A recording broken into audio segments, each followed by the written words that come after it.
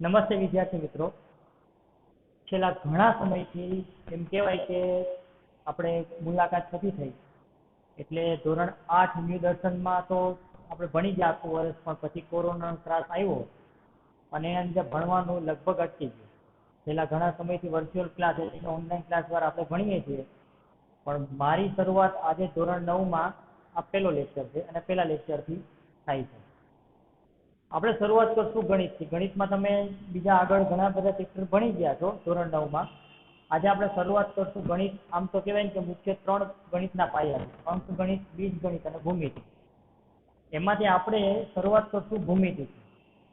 બહુ એવું કંઈ નહીં, પણ કેવું છે કે થિયરિકલ વસ્તુ જે હોય ને એને જ્યારે સમજવાની હોય ને, તે થિયરી કઈ રીતની છે, કેવા શું માંગે છે, જ્યારે એ સમજીએ ને ત્યારે આપણને એક્ઝેક્ટલી એ થિયરી નો જે મતલબ છે એ ખબર પડે. અને એ સમજવા માટે થઈને આપણે એના મૂળ સુધી પહોંચવું પડે. કારણ કે આપણે ડાળી જાણતા હોય પણ મૂળ ના જાણતા હોઈએ તે ડાળી ગમે ત્યારે દગો દઈ દે. એટલે મૂળ તો આપણે એવું છે કે આજનું જે આપણું ચેપ્ટર છે, ચેપ્ટર નંબર 6 પસંદ કર્યું છે આપણે, રેખાઓ અને ખૂણાઓ. તો આ જે રેખાઓ અને ખૂણાઓ ચેપ્ટર છે એ કેવા શું માંગે છે, કયા પ્રકારનું છે, શું નહીં, એની થિયરી કેવી છે. મૂળ થિયરીથી આપણે જ્યારે આગળ વધશું અને થિયરી સમજશું ને તો દાખલાઓ એને આધારે જ હોય છે, તો સહેલા પડશે. તો આજે આપણે શ્રી ગણેશ કરીએ. ચેપ્ટર નંબર 6 રેખાઓ અને ખૂણાઓ છે. તો એના આમ તો આટલી થિયરી નથી, થિયરી તો ઘણી છે, પણ હવે આપણે થોડી થોડી સમજાવતા જશું, પૂછતા જશું, વળી પાછી નવી થિયરી સમજતા જશું. તો શરૂઆત કરીએ રેખાખંડ. તો રેખાખંડ સમજતા પહેલા આગળના ચેપ્ટરમાં એક શબ્દ આવ્યો છે બિંદુ. તો બિંદુ એટલે આપણે જાણીએ છીએ ટપકું. બરાબર? કે કોઈ પણ વસ્તુની શરૂઆત જ્યારે આપણે માની લો કે કોઈ એક લાઈન બનાવી, એ લાઈનની શરૂઆત એક બિંદુ છે, એક ટપકાથી થઈ હશે. બરાબર? તો આ જે બિંદુ છે એ બિંદુથી જ્યારે શરૂઆત કરીએ તો કોઈ પણ રેખાખંડ છે કઈ રીતના બને? તો રેખાખંડના 2 અંત્ય બિંદુઓ હોય. ગણિતનો વર્ડ છે અંત્ય બિંદુ. અંત્ય બિંદુ એટલે શું? કે માની લો કે મેં જે આ લાઈન બનાવી છે જેને આપણે રેખા કહીએ છીએ, તો રેખાનો એવો ભાગ કે જે 2 અંત્ય બિંદુઓ વચ્ચે આવેલો હોય. આને આપણે એ કહીએ, આને બી કહીએ. તો આ એ અંત્ય બિંદુ છે, બી અંત્ય બિંદુ છે. આ એ અને બી વચ્ચેનો આખો ભાગ એને શું કહેવાય? રેખાખંડ કહેવાય. તો આને કઈ રીતના વચાય? રેખાખંડ એ બી. બરાબર? તો આ એક વસ્તુ એવી થઈ. એનો અર્થ એવો છે કે કોઈ પણ રેખા કે રેખાખંડ હોય ને, રેખા દ્વારા બનતા આખા ભાગની રેખાખંડ કહેવાય. યાદ રાખવાનું છે. તો રેખાખંડ અથવા રેખાઓ એ 2 અંત્ય બિંદુઓ દ્વારા બને, જેને આપણે રેખાખંડ એ બી. અને આની લંબાઈ એટલે એ અને બી વચ્ચેનું અંતર માપી લઈએ આપણે, એટલે આપણને એની લંબાઈ મળે કે આ કેટલી લંબાઈનો આ રેખાખંડ છે.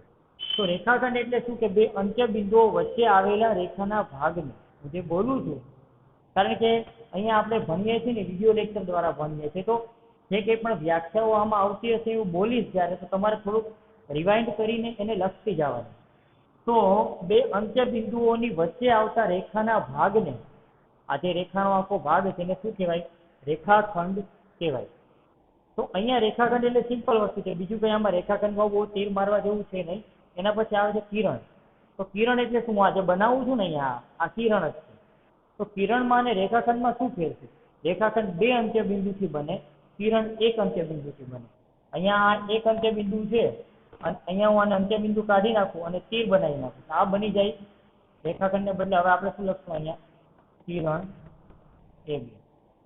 એનો મતલબ કે કિરણની શરૂઆત એક બિંદુથી થાય છે, પણ આ તીરના લીધે એનો અંત, અને જેટલું લંબાવવું એટલું લંબાવી શકીએ. બરાબર? તો કિરણને આપણે આવી રીતે દર્શાવી શકીએ. આ કિરણ એ બી થઈ. બરાબર? કોઈ પણ કિરણને આપણે બીજી રીતે દર્શાવવાની, એલ છે, એમ છે, એન. કે માની લો કે આમ કિરણ બનાવું છું, તો આને તમે એલ કહી શકો છો, એનો મતલબ આ કિરણ એલ છે. બીજું કોઈ કિરણ આમ બનાવું તો આ એમ, તો કિરણ એમ થાય. એટલે કિરણને નામ પણ તમે આવી રીતના આપી શકો, અથવા ખાલી તમે કિરણ એમ, કિરણ એલ એવી રીતે પણ કહી શકો. આપણને 2 રીતે આવશે. જ્યારે દાખલા ગણશો આપણે ત્યારે આપણને બંને રીતે આવશે, પણ આ 2 રીતે સમજવાનું કે રેખાખંડને 2 અંત્ય બિંદુ હોય, કિરણ છે એ 1 અંત્ય બિંદુ ધરાવે છે. આ રેખાખંડ અને કિરણ વચ્ચેનો આ ભેદ છે. બરાબર? તો આ સિમ્પલ વસ્તુ છે. જનરલી આપણને આકૃતિ દ્વારા આરામથી ખબર પડે કે તીરવાળી આકૃતિ હોય તો કિરણ હોય, અને તીર વિનાની હોય કે જ્યાં એનો એન્ડ આવી જાય, આ બનશે, આ સીધી રેખાખંડ કહી શકાય. આ છે રેખાખંડ સીધી. હવે એના પછી આવશે સમરેખ બિંદુઓ અને અસમરેખ બિંદુઓ. આ સમજવાનો અને થોડોક ઇમ્પોર્ટન્ટ ટોપિક એટલા માટે છે કે આની થિયરી આગળ 10મા ધોરણમાં કે તમે 11, 12 સાયન્સમાં ભણશો તો ત્યાં પણ આવશે. સમરેખ અને અસમરેખ શબ્દ કઈ જાય છે, કોઈ પણ શબ્દ આપણને એમાં શું છે માહિતી આપશે. સમરેખ બિંદુઓ એટલે શું? એક જ રેખા પર આવેલા બિંદુઓને સમરેખ બિંદુઓ કહેવાય. માની લો કે અહીંયા સી અને ડી છે, હું અહીંયા લખું છું એ, તો અહીંયા તમે કહેશો કે સર સી, એ અને ડી એ ત્રણ એક જ રેખા ઉપર છે, તો આને આમ લખાય સી, એ અને ડી. આનો મતલબ આને સંકેતમાં લખ્યું છે આપણે, પણ આ દર્શાવે છે કે આ ત્રણેય બિંદુઓ સમરેખ છે. અને વચાય કેમ? સી સમરેખ એ, સમરેખ ડી.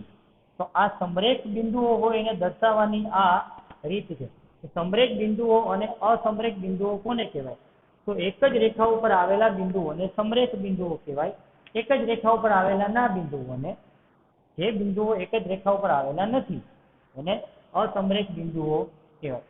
તો એક ખાલી માહિતી માટે કહી દઉં છું કે સમરેખ બિંદુઓ જ્યારે પણ એક જ રેખા ઉપર હોય તો આ સી, એ અને ડી એ સમરેખ બિંદુઓ છે. તો અહીંયા ત્રણ રેખાઓ બને છે. કઈ કઈ? તો સીડી બને છે સૌથી મોટી રેખા, બે નાની નાની રેખા બને છે એસી, સી એ વાતો અથવા એસી વાતો ચાલે, અને બીજી રેખા બને છે એના પછીની નાની, એ છે એડી અથવા ડી એ વાતો તો પણ ચાલે. એનો મતલબ એમ કહી શકાય કે આ જે સીડી સૌથી મોટી રેખા છે એ બે નાની રેખા એસી અને એડી એ બંનેના સરવાળા બરાબર થાય છે. આ એસી અને આ એડી, આ બેનો સરવાળો થાય એટલે આપણને મળે સીડી. એનો મતલબ કે જ્યારે આવી રીતના લખેલું છે આમ કહી શકે સીડી બરાબર એસી પ્લસ એડી.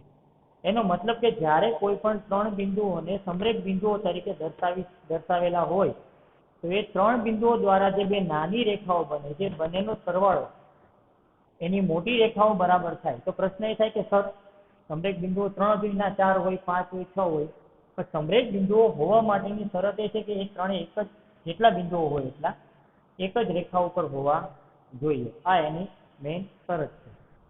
તો હવે અસમરેખ બિંદુઓ માટે શું કહી શકાય? તો કે એક જ રેખા ઉપર ના આવેલા હોય એના અસમરેખ બિંદુઓ, કે માની એ છે, બી છે ને અહીંયા સી લખું, એ, બી અને સી એક જ રેખા ઉપર છે નથી, એ બી એક જ રેખા ઉપર છે પણ અહીંયા આ સી છે એક રેખા ઉપર આવેલું નથી. તો આ એ, બી અને સી અહીંયા શું છે? અસમરેખ છે. તો અસમરેખ બિંદુઓ હંમેશા ત્રિકોણની રચના કરે.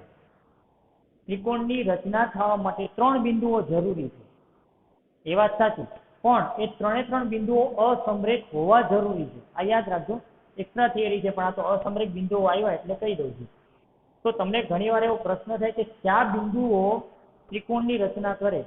તો ત્રિકોણની રચના કરવા માટે મહત્વના છે ત્રણ અસમરેખ બિંદુઓ.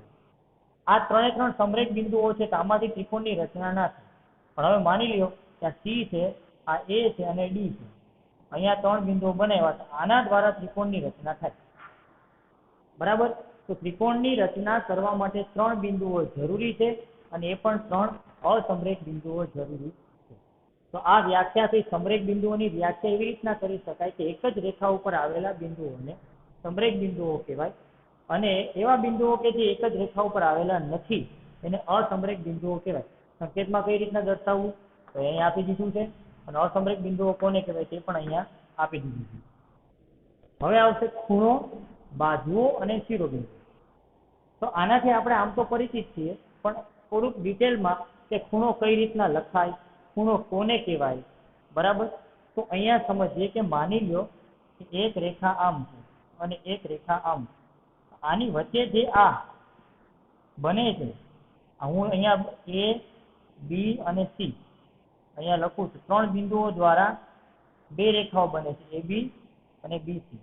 એ બી અને બીસી જ્યાં ભેગા થાય છે આ છે આપણો ખૂણો. એનો અર્થ એવું કહી શકાય કે ત્રણ બિંદુઓ ભેગા થાય પણ ત્રણ બિંદુઓમાં એક બિંદુ કોમન હોવું જોઈએ, અથવા બે રેખા ભેગી મળી અને ખૂણો બનાવે પણ બે રેખાઓમાં એક બિંદુ કેવું હોવું જોઈએ? સામાન્ય, એટલે કે કોમન બિંદુ હોવું જોઈએ. તો આ ખૂણો છે. ખૂણાને દર્શાવવાની કેટલી રીતો છે? તો ખૂણાને કઈ રીતના દર્શાવી શકાય? તો અહીંયા અને કાઢી નાખું છું. તો ખૂણો દર્શાવવા માટે ખૂણો આમ લખે છે. આ એમ એટલે મેજર, માપ, ખૂણો એ બી સી. આ ખૂણા નામ પણ દર્શાવી શકે અથવા આમ દર્શાવો ખાલી ખૂણો બી તો પણ ચાલે. પણ અહીંયા ખાલી ખૂણો બી લખ્યું એનો અર્થ એવો થયો કે બી છે એક બે રેખાઓ વચ્ચેનો સામાન્ય પોઈન્ટ છે, કોમન બિંદુ છે, જેના દ્વારા ખૂણાની રચના થાય છે. ખૂણા માટે બહુ કે બીજું કઈ છે નહીં. બાજુઓ, તો આ એ બી છે જે રેખાખંડ કહી શકાય આને, એ રેખાખંડ એટલે બાજુ કહેવાય. એ બી બાજુ, બીસી બાજુ, તો આ બાજુઓ છે. એ બી બીસી આ બધી શું છે? બાજુઓ છે. જેમ આપણે ચતુષ્કોણ ભણતા હતા ધોરણ 8 માં, ત્યારે આપણને ખબર છે કે આપણે એવી વાત કરતા કે 4 બાજુઓ દ્વારા ચતુષ્કોણની રચના થાય. ચતુષ્કોણ ગમે એવો હોય, એ બી સી ડી આ બધી બાજુઓ છે. એનો મતલબ એવો થયો કે બાજુઓને બે અંત્ય બિંદુઓ હોય અને બાજુઓ ખરેખર તો એક રેખાખંડ જ છે. બરાબર? એટલે એવી રીતના પણ આને સમજી શકાય. અને શિરોબિંદુ, તો જે અંત્ય બિંદુ છે એ શિરોબિંદુ થાય. અહીંયા હું એમ લખું કે એ બી બાજુ, મતલબ કે એ અને બી એટલે કે આ બધા શિરોબિંદુઓ છે,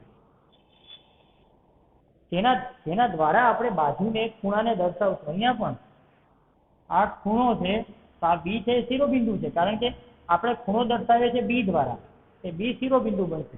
તો અહીંયા સમજવાનું, ખૂણો, બાજુ, શિરોબિંદુ આ બધા શબ્દ છે ને એનાથી આપણે એક્ઝામ્પલની રીતે, ઉદાહરણની રીતે તો પરિચિત જ છીએ, પણ એ જ્યારે થિયરિકલી અને દાખલામાં જ્યારે શબ્દ આવે ને ત્યારે આપણને પ્રશ્ન ન થવા જોઈએ કે શિરોબિંદુ એટલે શું, બાજુઓ શું કહેવા માંગે છે, ખૂણો શું કહેવા માંગે છે.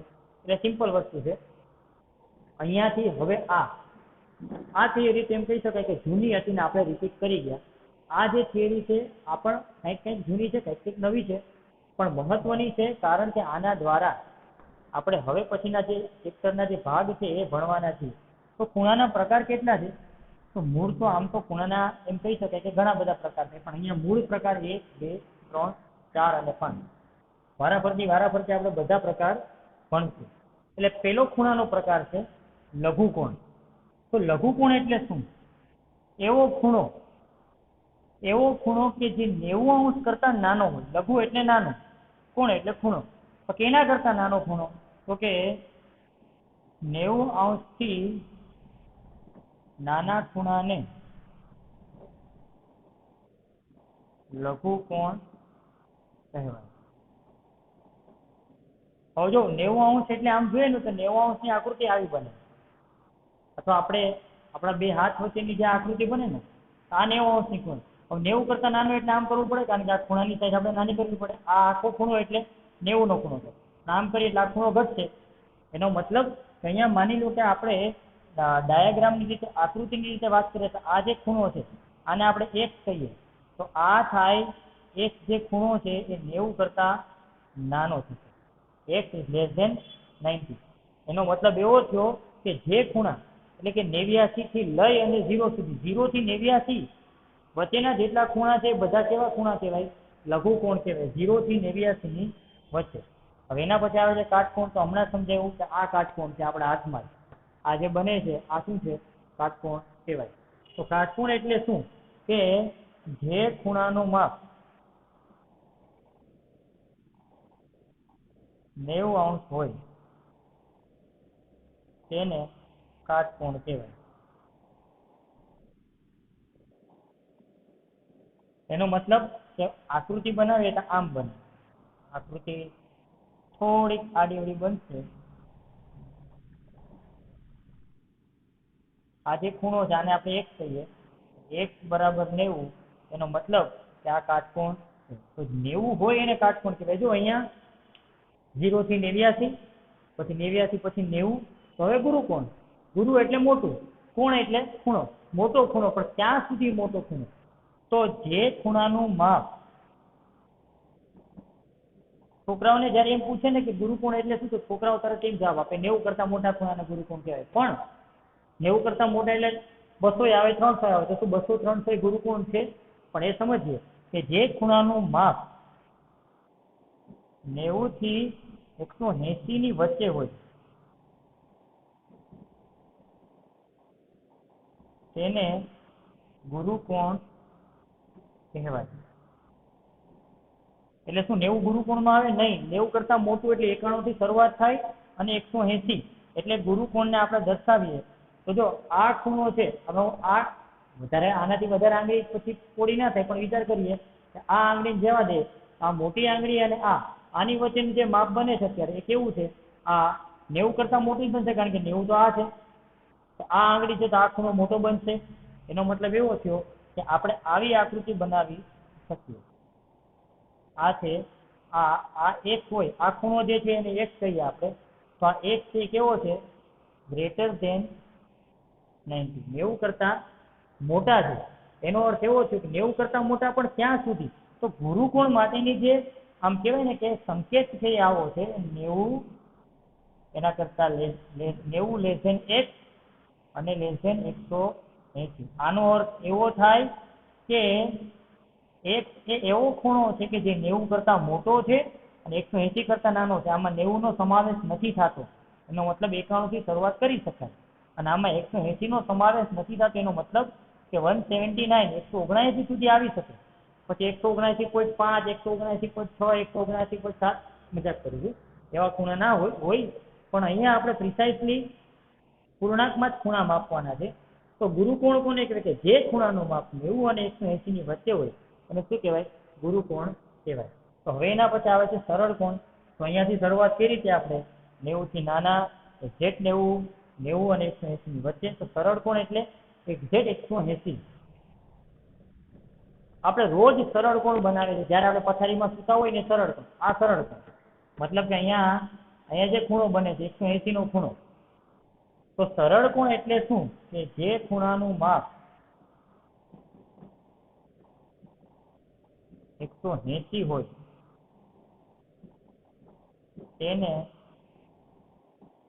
સરળ કોણ કહેવાય.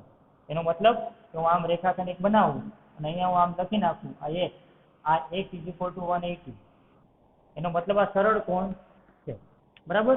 તો હંમેશા યાદ રાખવાનું કે કયા પ્રકારના ખૂણાની વાત કરી તે પ્રમાણે. તો હવે એના પછી હજી એક ખૂણો છે વિપરીત કોણ.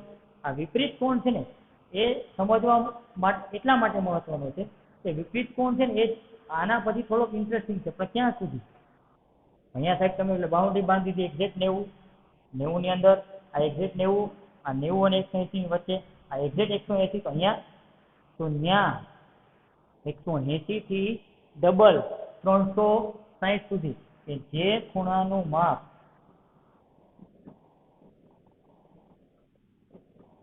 180 અને 360 ની વચ્ચે હોય તેને વિપરીત કોણ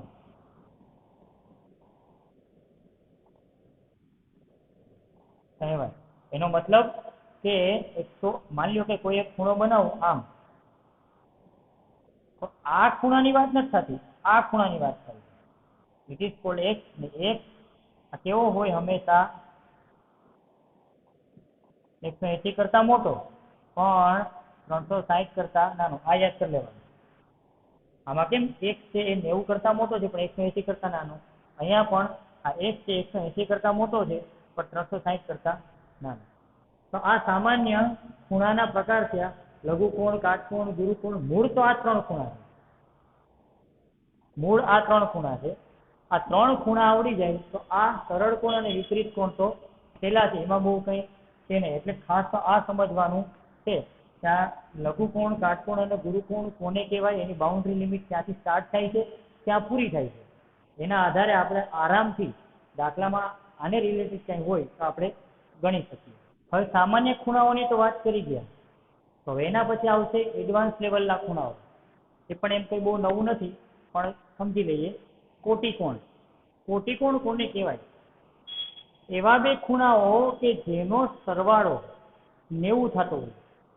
એટલે કે એવા બે ખૂણાઓ, અહીંયા સમજીએ, એવા બે ખૂણાઓ કે જેનો સરવાળો 90° થાય તેને કોટિકોણ કહેવાય. ઉદાહરણ તરીકે આપણે જોઈએ તો માની લો કે ખૂણો એ છે એ 50, ખૂણો બી છે એ 40. એનો મતલબ તેથી ખૂણો એ પ્લસ ખૂણો બી બરાબર શું થાય? 50 પ્લસ 40 બરાબર 90. તો આ જે 90 થયો કોના દ્વારા થયો? એ અને બી દ્વારા. એ અને બી ને શું કહેવાય? કોટિકોણની જોડ કહેવાય. બરાબર. તો જે બે ખૂણાના માપનો સરવાળો 90 અંશ થાય એ બંનેને કોટિકોણ કહેવાય. એવી રીતે પૂરક કોણ.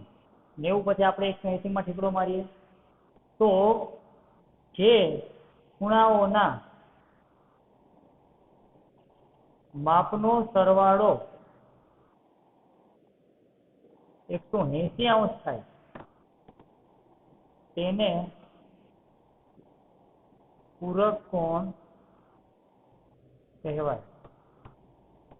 આની જેમ જ અલગ શું છે? આ 90 છે, આ 180. 90 હોય તો કોટિકોણ, 180 હોય તો પૂરક કોણ. આનું એક ઉદાહરણ જોઈ લઈએ આપણે. તો શું કરશું કે ધારો કે ખૂણો એ બરાબર 100, ખૂણો બી બરાબર 80. તો શું બનશે?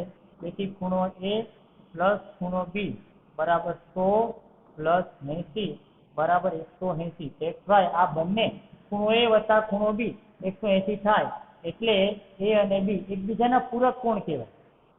કારણ કે પૂરક કોણો ત્યારે બને જ્યારે સરવાળો 180 નો થાય.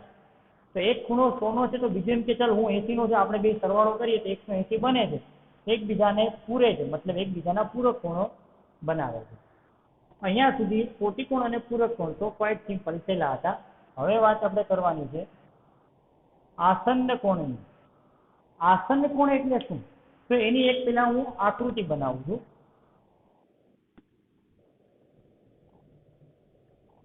હવે આને નામ આપી દઈએ. માની લો કે આ એ, આ બી, આ સી અને આ ડી. અહીંયા ટોટલ કેટલા ખૂણા બને છે? એક આ ખૂણો બને છે, પછી એક આ ખૂણો બને છે અને એક આ ખૂણો બને છે.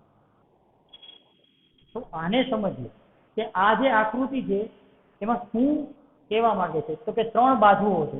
બાજુઓને ભુજ પણ કહેવાય. 3 બાજુઓ છે, એ બી, બીસી અને બીડી. આ 3 બાજુઓ દ્વારા 3 ખૂણા બને છે. ક્યાં ક્યાં? 2 નાના ખૂણા છે, એ બી સી અને સી બી ડી. તો આવું જે બોયલો 2 ખૂણા એ બી સી અને સી બી ડી, એમાં એક કોમન છે. શું છે? બીસી. એ બંનેમાં આવે છે. આ પેલા ખૂણામાં પણ આવે છે અને બીજા ખૂણામાં પણ આવે છે. તો જ્યારે કોઈ પણ 2 ખૂણાને આપણે ઉચ્ચારીએ, બોલીએ, લખીએ અથવા દોરીએ ત્યારે એમાં એક બાજુ કોમન હોય અને એક શિરોબિંદુ કોમન. એ બંનેમાં બી આવે છે. ખરેખર જો આમ કરીએ ને તો હું 3 ખૂણા જે લખું છું, ખૂણો એ બી સી, પછી ખૂણો સી બી ડી અને આખો ખૂણો લખું ખૂણો એ બી ડી. એ તો ખબર પડી જાય કે સર આ ખૂણો એબીસી વત્તા ખૂણો એ બી સી વત્તા ખૂણો સી બી ડી, આ બેનો સરવાળો કરો તો આ મોટો ખૂણો બને છે, ખૂણો એ બી ડી. પણ આ બંનેના કારણે આ બંને એકબીજાના આસન્ન કોણ કહેવાય. શા માટે? કારણ કે આ બંને ખૂણામાં બીસી એક સામાન્ય બાજુ છે અને બી છે એ સામાન્ય શિરોબિંદુ છે, જે બધામાં આવે છે. તો એવો ખૂણો અથવા એવા ખૂણાઓ કે જે સામાન્ય બાજુ હોય અને સામાન્ય બાજુની ઉપર એક બાજુ, સામાન્ય બાજુની નીચે એક બાજુ અને સામાન્ય શિરોબિંદુ ધરાવતા હોય. જો અહીંયા સમજીએ 3 ખૂણા બને છે, જે 3 ખૂણાના શિરોબિંદુ એક જ છે, બી. જે મૂળ બિંદુ કયું છે? બી, જેને આપણે ખૂણા તરીકે દર્શાવીએ છીએ. અને એક સામાન્ય બાજુ છે બીસી. બીસી ની ઉપર એ બી છે, બીસી ની નીચે બીડી છે. તો આવી જ્યારે રચના થાય તો આ એ બી સી અને સી બી ડી આને શું કહેવાય? એકબીજાના આસન્ન કોણ કહેવાય. અને 2 નાના ખૂણાના સરવાળા દ્વારા મોટો ખૂણો મળે છે. બરાબર. તો આસન્ન કોણમાં સામાન્ય બાજુ અને સામાન્ય ખૂણો હોવો જરૂરી છે. સામાન્ય બાજુની ઉપર એક બાજુ હોય, સામાન્ય બાજુની નીચે એક બાજુ હોય. તો આને શું કહેવાય? આસન્ન કોણ કહેવાય. તો આ બહુ એટલું બધું અઘરું નથી, પણ આ જે કન્સેપ્ટ છે ને સામાન્ય બાજુ અને સામાન્ય શિરોબિંદુ, આ જે કન્સેપ્ટ છે સમજવાનો તો એના પછી આવે છે રેખિક જોડના ખૂણા. રેખિક જોડના ખૂણા કોને કહેવાય? એક જ રેખા ઉપર આવેલા ખૂણા. માની લો હું અહીંયા એક રેખા બનાવું છું આવી રીતના, અને અહીંયા એક આમ રેખા બનાવું છું. હવે અહીંયા હું લખું છું, અહીંયા આ એ, આ બી અને આ સી, આ લખું છું ડી. તો અહીંયા બે ખૂણાની રચના થાય છે, એ બી ડી, એક આ ખૂણો, અને બીજી રચના થાય છે ડી બી સી, આ ખૂણો. એનો મતલબ કે એ બી ડી અને ડી બી સી એ બંને એક જ રેખા ઉપર આવેલા ખૂણાઓ છે. એક જ રેખા ઉપર આવેલા ખૂણાઓને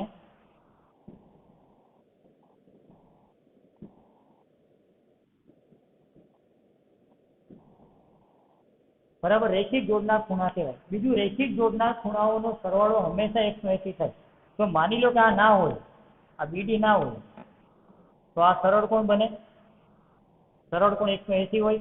હવે આમ રેખા બનાવો તમે તો પણ જે ખૂણો બને છે આ એ બી ડી અને સી બી ડી, તો આ બંનેનો સરવાળો કેટલો થાય?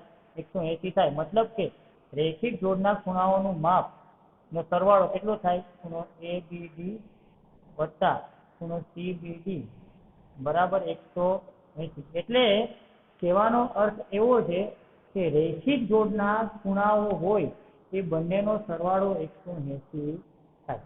આ સિમ્પલ વસ્તુ છે, સમજવી સહેલી છે.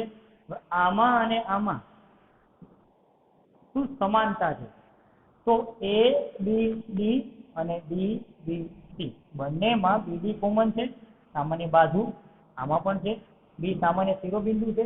એનો મતલબ એમ કે રેખિક જોડના ખૂણાઓને આસન્ન ખૂણા પણ કહી શકાય.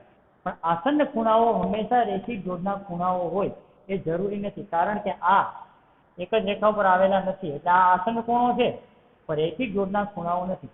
પણ આ રેખિક જોડના ખૂણાઓ પણ છે અને આસન્ન ખૂણાઓ પણ છે. બરાબર? તો આ આસન્ન ખૂણા અને રેખિક જોડના ખૂણા. હવે આવે છે અભિકોણો. એકદમ સહેલું, ચોકડી. ચોકડી એટલે કઈ રીતના? જ્યારે બે રેખાઓ આવી રીતના એકબીજાને છેદતી હોય, છેદ બિંદુ એક હોય. હવે આપણે નામ આપી દઈએ એ, ઓ, અહીંયા બી, અહીંયા સી અને અહીંયા ડી. આમાં કેટલા ખૂણા બને છે જોઈએ? 1, 2, આ 3 અને આ 4. ક્યાં ક્યાં ખૂણાઓ બને છે એ જોઈ લઈએ આપણે. તો ખૂણો એઓસી, પછી ખૂણો સીઓડી, પછી ખૂણો ડીઓબી અને પછી ખૂણો બીઓએ અથવા એઓબી. તમે આને ગમે લખી શકો. એઓસી ને સીઓએ લખો તો પણ ચાલે, સીઓડી ને ડીઓસી લખો તો પણ ચાલે, પણ આ જે ખૂણો છે એ વચ્ચે રહેવો જોઈએ. તો અભિકોણો કોને કહેવાય? કે બે રેખાઓ દ્વારા બનતા ખૂણાઓનું છેદબિંદુ એક હોય તો સામસામે જે ખૂણાઓ બને છે એ સરખા હોય હંમેશા. મતલબ કે આમ કરી શકાય, એ ઓ બી, ખૂણો એ ઓ બી બરાબર ખૂણો સીઓડી, અને એવી રીતના ખૂણો એ ઓ સી બરાબર ખૂણો બીઓડી. આ છે આ અભિકોણો. બરાબર? એટલે કે એક બનાવે છે અભિકોણ છે સામસામેના ખૂણાઓની જોડ સરખી થાય. આ ખાસ યાદ રાખવાનું.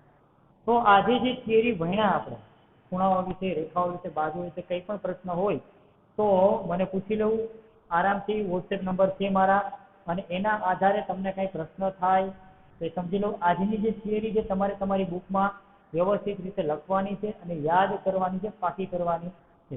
આના પછીનું જે છે હવે આપણે પછીના લેક્ચરમાં ભણશું. Thank you.